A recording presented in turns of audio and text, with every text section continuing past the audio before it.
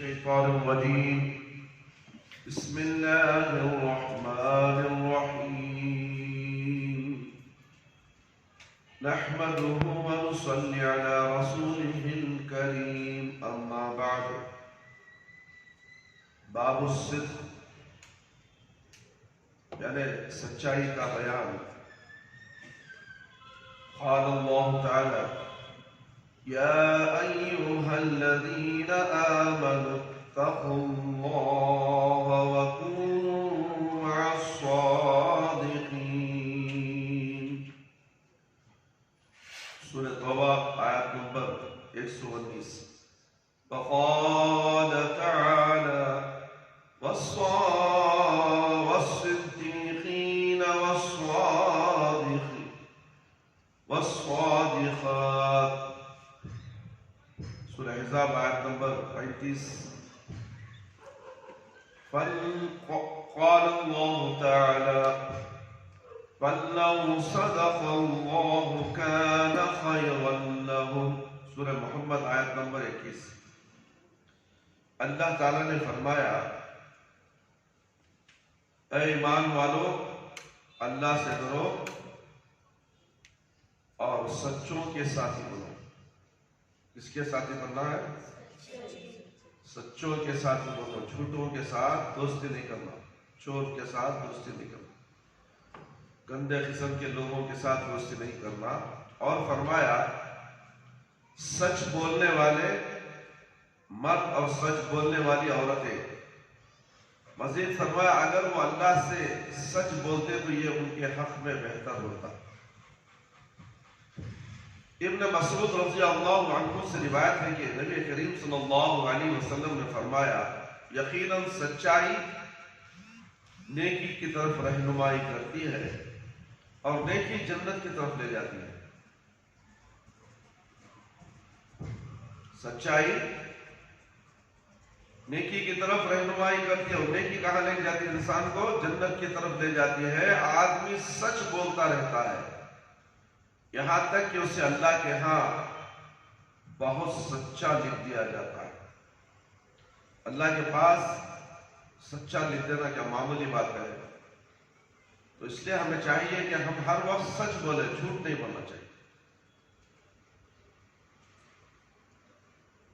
اور جھوٹ نافرمانی کی طرف رہنمائی کرتا ہے اور نافرمانی جہنم کی طرف لے جاتی ہے جہنم ایک بہت بڑا گڑھا ہے جہاں پر صرف آگ ہی آگ ہے جھوٹ بولنے والے کو اللہ تعالیٰ کیا کرتے ہیں جہنم میں ڈال دیتے ہیں اسی لیے ہم بار بار تاکید کرتے ہیں کہ جھوٹ نہیں بولنا گھر میں بھی نہیں بولنا باہر بھی نہیں بولنا ساتھی کو بھی نہیں بولنا استاد کو بھی جھوٹ نہیں بولنا سچ بات بولو جنت کو جانے کی تیاری کرو جھوٹ بات بول کر جہنم کو جانے کی تیاری کرنا سمجھ میں آ رہا ہے تو اس لیے ہمیں چاہیے کہ جھوٹ بولنا چاہیے اور نافرمانی جہنم طرف لے جاتی ہے اور آدمی یقیناً جھوٹ بولتا رہتا ہے یہاں تک کہ اللہ تعالیٰ کے ہاں اسے بہت جھوٹا لکھ دیا جاتا ہے اللہ کے پاس اسے جھوٹا لکھ دیا جاتا ہے لکھ گیا تو مٹاتے نہیں ہو اللہ کے پاس صحیفے لٹجر ہوتا ہے سمجھ میں آ رہا ہے اس لٹجر میں نام لکھ ڈالتا ہے جھوٹ لکھ دیا تو ختم جھوٹا ہو گیا جھوٹے کو ٹھکانا جہنم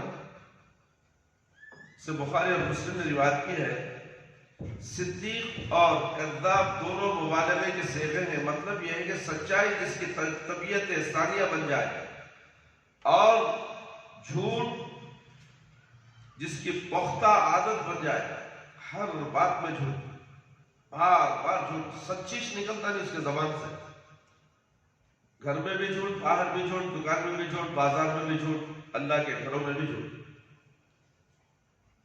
جس طرح انسان دنیا میں اپنے اچھے یا برے اعمال کے ساتھ مشہور ہوتا ہے اسی طرح اللہ کے ہاں بھی وہ صدیق لکھے جانے کا مطلب سچائی کے اجر و ثواب اور کذاب لکھے جانے کا مطلب جھوٹ کی سزا کا مستحق قرار پاتا ہے حدیث میں سچائی کی ترغیب ہے کیونکہ یہ خیر کا سبب ہے اور جھوٹ سے اجتناب کی تاکید ہے کیونکہ یہ منبع شر ہے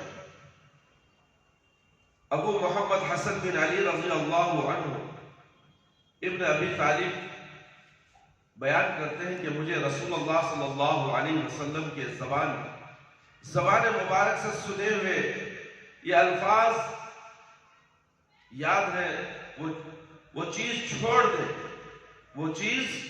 دے جو تجھے شک میں ڈالے، اور اس کو اختیار کر جس کی بابت تجھے شک و شبہ نہ ہو، اس لیے کہ سچ اطمینان کا باعث ہے۔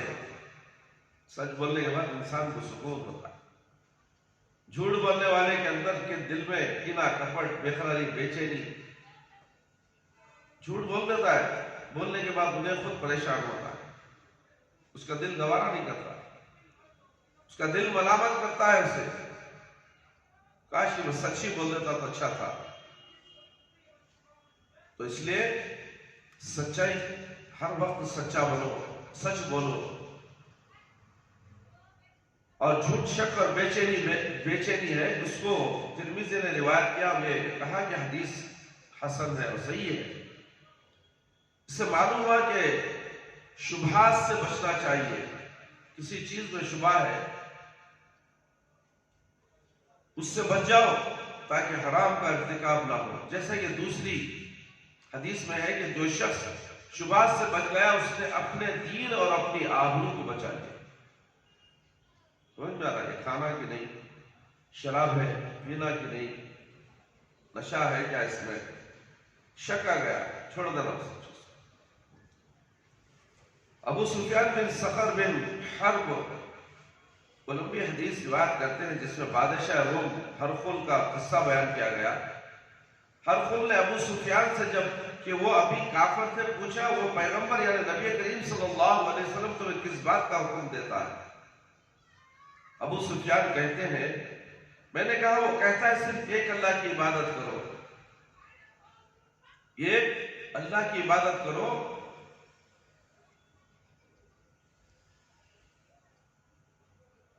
اس کے ساتھ کسی کو شریک مت ٹھہراؤ، اور باتوں کو چھوڑ دو، ان باتوں کو چھوڑ دو جو تمہارے باپ دادا کرتے رہے، اور پیغمبر ہمیں نماز پڑھنے کا، سچ بولنے کا، پاک دامنی اور صلہ رحمی کرنے کا حکم دیتا ہے۔ یہ بخاری اور مسلم کی روایت ہے۔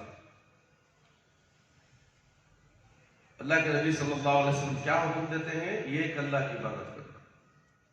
آج لوگ دسیوں کی عبادت کر رہے ہیں، خبروں کی پوجا کرتے ہیں، جھنڈے کی پوجا، پنجے کی پوجا، چبوترے کی پوجا، کنکر کی پوجا، طوطے کی پوجا، مینے کی پوجا، بابا کی پوجا، فقیر کی پوجا، مرشد کی پوجا، پیر کی پوجا، کتنے پوجے۔ اللہ کے نبی کیا بول رہے ہیں؟ یہ ایک اللہ کی عبادت کرو۔ کیا یہ سب اللہ ہے تمہارے؟ یہ تمہیں مارتے ہیں، جلاتے ہیں؟ کیا تمہیں کھانا دیتے ہیں؟ کیا انہوں نے تمہیں پیدا کیا؟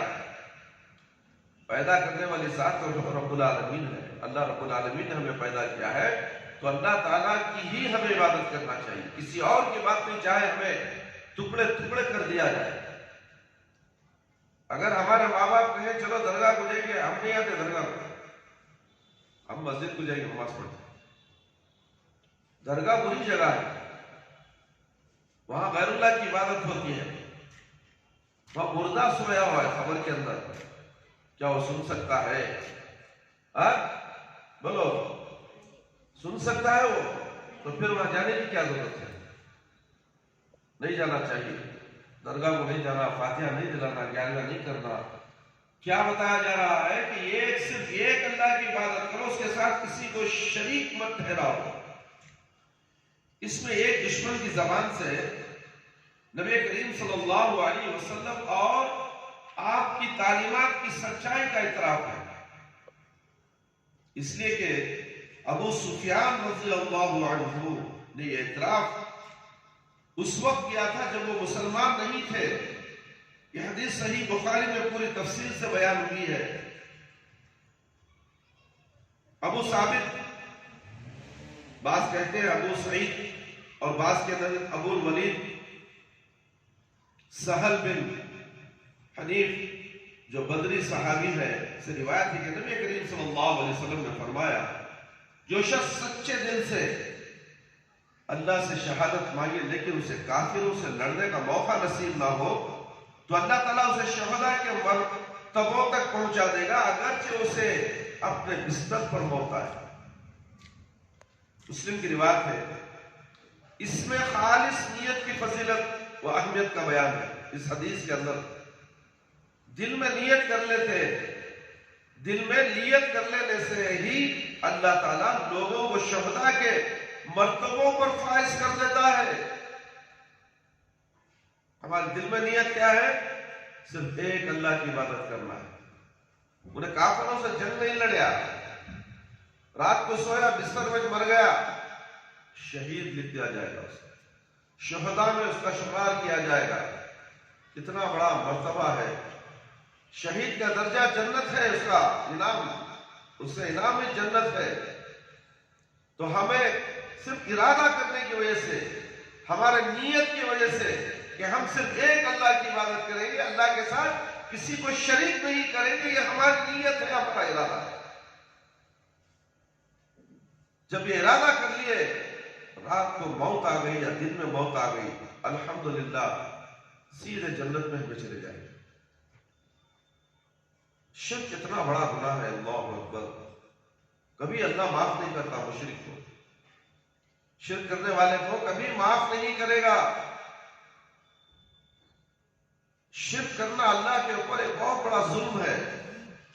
ان الشرک لظلم عظیم، اللہ کے اوپر ظلم کرتے ہو تم، اللہ نے تمہیں پیدا کیا ہے، اللہ کے اوپر ظلم، اللہ سے جنگ لڑنے کا اعلان کرتے ہو، اللہ تمہیں چھوڑے گا؟ ہرگز نہیں چھوڑے گا میرے بھائی میرے دوست۔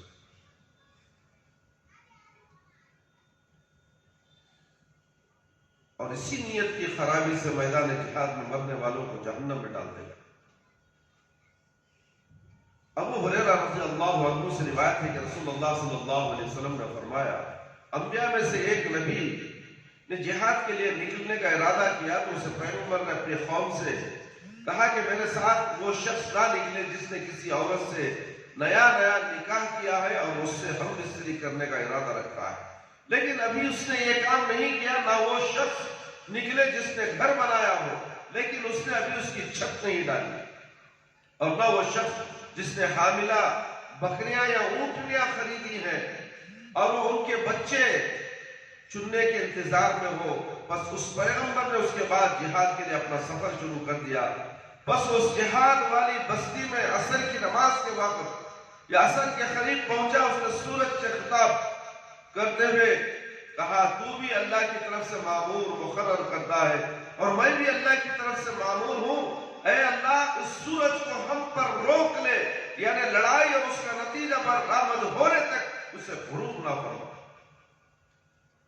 چنانچہ سورج کو روک لیا گیا، سورج غروب نہیں ہوا، یہاں تک کہ اللہ تعالیٰ نے اس بستی کو ان کے ہاتھوں پر فتح کر دیا۔ جب تک فتح نہیں ہوا سورج ویسے ہی رکا رہا۔ دعا تھی ویسی صحابی پیغمبر کی دعا، بس اس نے غنیمتیں جمع کی اور آسمان سے اسے کھانے کے لیے آگ آئی، لیکن اس نے نہیں کھایا۔ یہ دیکھ کر اس پیغمبر نے کہا، بے شک تمہارے اندر خیانت کا عمل ہے، بس تم میں سے ہر قبیلے کا ایک آدمی مجھ سے آ کر بیعت کرے۔ بس اس طرح بیعت کرتے ہوئے ایک آدمی کا ہاتھ پیغمبر کے ہاتھ کے ساتھ چمٹ گیا۔ اس نے کہا، بس تمہارے قبیلے کے اندر ہی خیانت کا عمل ہے، بس تیرا پورا قبیلہ میرے ہاتھ پر بیعت کرے۔ بس ان میں سے 2 یا 3 آدمیوں کے ہاتھ پیغمبر کے ہاتھ کے ساتھ چمٹ گئے۔ پیغمبر نے کہا، تمہارے اندر خیانت ہے۔ چنانچہ ایک سونے کا سر گائے کی سر کی مثل لے کر آئے اور اسے کھلے میدان میں رکھ دیا۔ آگ نے آ کر اسے کھا لیا، جو اس بات کی علامت تھی کہ جہاد کا یہ عمل مقبول ہے۔ نبی کریم صلی اللہ علیہ وسلم نے فرمایا، بس ہم میں سے پہلے یہ غنیمتیں کسی کے لیے حلال نہیں تھی، جب اللہ نے ہماری عاجزی اور کمزوری کو دیکھا تو اسے ہمارے لیے حلال فرمایا۔ ایسے بخاری اور مسلم نے روایت کی۔ امام سویدی کے نزدیک یہ پیغمبر یوشع بن نون تھے، یوشع بن نون تھے، ان کے طرز عمل سے معلوم ہوا کہ مجاہدین کی دنیاوی معاملات کا معقول انتظام ضروری ہے تاکہ وہ پوری دل جمعی اور یکسوئی کے ساتھ مصروف جہاد رہے۔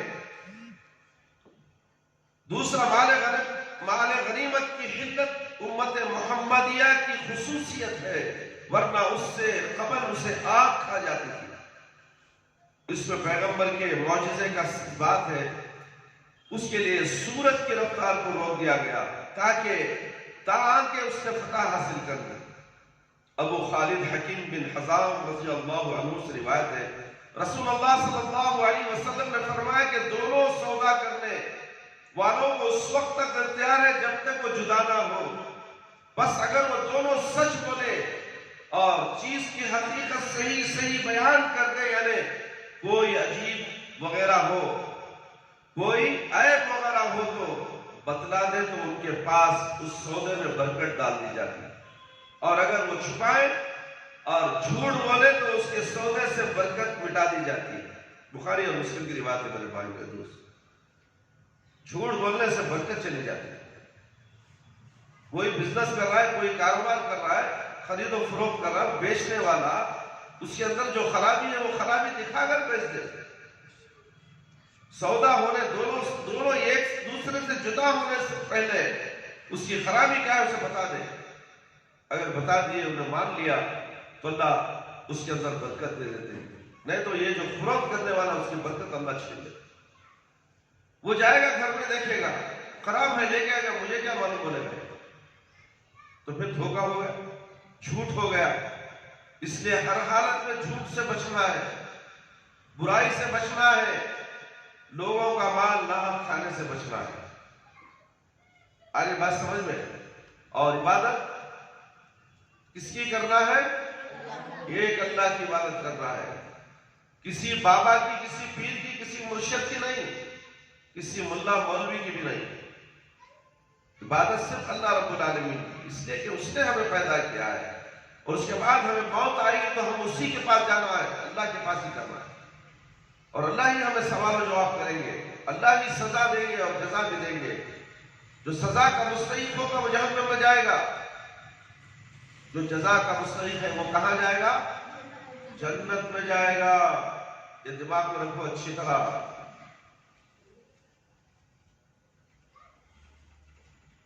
اس حدیث سے معلوم ہوا دو سودا کرنے والوں سے مراد بائع اور مشتری، بیچنے اور خریدنے والا ہے۔ اختیار کا مطلب ہے کہ جب تک دونوں مجلس میں موجود رہیں انہیں سودا فسخ کرنے کا اختیار حاصل ہے، توڑنے کا پسند نہیں ہے، ختم، بات ختم کر دو، بات ہو گئی، تم الگ ہو گئے، تم الگ ہوئے، اس کے بعد آ کر کچھ بھی نہیں ہونے والا۔ سودا ہو چکا ہے، اگری ہو گئے، تم مان لیے، ہاں منظور ہے، مجھے منظور ہے، جدا ہو گئے۔ اگر جدا ہونے سے پہلے کچھ بولنا ہے، نہیں ہے، سودا روک لینا ہے تو روک سکتے ہیں، جدا ہونے کے بعد نہیں۔ اللہ اکبر، اللہ سودا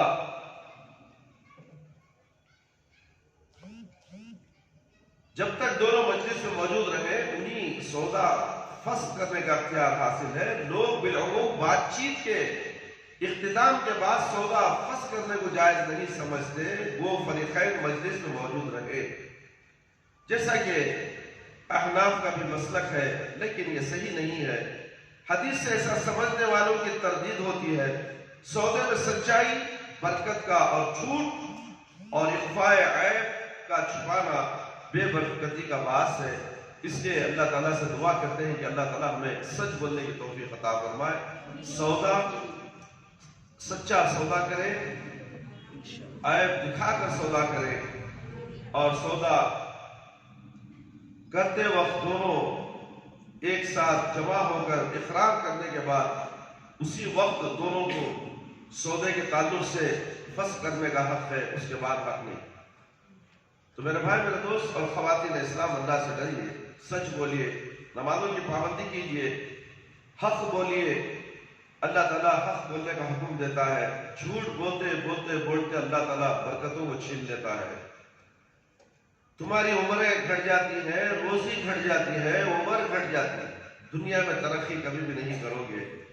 اس لیے ہمیں سچ بول کر دنیا کی ترقی میں حصہ لینا چاہیے، دین کی ترقی میں حصہ لینا چاہیے، اور آخرت کی بھی فکر کرنی چاہیے۔ اگر تم سچ بولو گے تو اللہ سیدھا راستہ دکھائے گا، اگر تم جھوٹ بولو تو شیطان کے دوست بن جاؤ گے، شیطان تمہیں گمراہ کرتا رہے گا، سیدھی راہ سے ہٹا کر دنیا کی طرف، دنیا کی محبتوں میں ملوث کر دے گا۔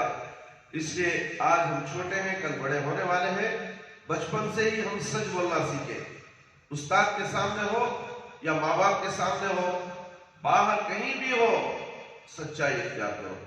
اللہ تعالیٰ سے دعا ہے کہ اللہ تعالیٰ مجھے اور آپ تمام کے تمام قرآن و حدیث کی باتیں جو ہم نے آپ کے سامنے پیش کی وہ سن کر اس پر اللہ تعالیٰ مجھے اور آپ کو عمل کرنے کی توفیق عطا فرمائے۔ اللہ تعالیٰ میرے اور آپ کے صغیرہ کبیرہ گناہوں کی مغفرت فرما دے۔ اے اللہ تو رحم فرمانے والا، ہم سب پر رحم فرما۔ اے اللہ ہمارے پریشانیوں کو دور کر دے، ہمارے بیماریوں کو دور کر دے۔ ہمیں سے جو لوگ پریشان ہیں، تکلیف میں، اللہ ان کی تکلیفوں کو، پریشانیوں کو دور فرما۔ جو روزی روٹی کے لیے پریشان رہا ہے، اللہ ان کی روزیوں میں برکت عطا فرما، حلال روزیاں عطا فرما۔ اے اللہ جو لوگ بیمار ہیں ان کو شفا کل شفا عاجلہ عطا فرما۔ جو کرونا کی بیماری میں مبتلا ہے، اللہ ان کو شفا عطا فرما۔ جو کینسر کی بیماری میں مبتلا ہے، میرے پروردگار ان تمام کو بھی شفا کل شفا عاجلہ عطا فرما۔ اے اللہ شرک سے بچا لے، بدعت سے بچا لے۔ اے اللہ ہم سب کو 5 وقت پر نماز پڑھنے والا بنا دے۔ اے اللہ فجر کی نماز کی حفاظت کرنے والا بنا دے۔ اس کے بعد باقی کی نماز جو 4 نماز ہے اسے بھی حفاظت کرنے والا بنا دے۔ اے اللہ ہمیں نمازی بنا دے، پکا مسلمان، سچا مسلمان بنا دے۔ اے اللہ ایک اللہ کی عبادت کرنے والا بنا دے، پیارے نبی صلی اللہ علیہ وسلم کی سنتوں پر عمل کرنے والا بنا دے۔ قبر کے عذاب سے بچا لے، جہنم کی آگ سے بچا لے، قبر کے سوالات بالکل آسان فرما دے، قبر کی تاریکی کو روشن و بدل دے۔ اے اللہ میدان حشر میں ہمیں رسوائی سے بچا لے۔ اے اللہ ہمیں موت دے تو ایمان کی حالت میں موت دے، جب ہماری روح ہمارے جسم سے نکلے تو اے اللہ ہماری زبان پر کلمہ لا الہ الا اللہ محمد رسول اللہ جاری رہے۔ ربنا آتنا فی الدنیا حسنة وفی الآخرة حسنة وقنا عذاب النار۔ ربنا ظلمنا أنفسنا وإن لم تغفر لنا وترحمنا لنكونن من الخاسرين۔ ربنا هب لنا من أزواجنا وذرياتنا وقرة أعين واجعلنا للمتقين إماما۔ ربنا تقبل منا إنك أنت السميع العليم وتب علينا إنك أنت التواب الرحيم۔ سبحان ربك رب العزة عما يصفون وسلام على المرسلين والحمد لله رب العالمين۔ يا حي يا قيوم برحمتك أستغيث۔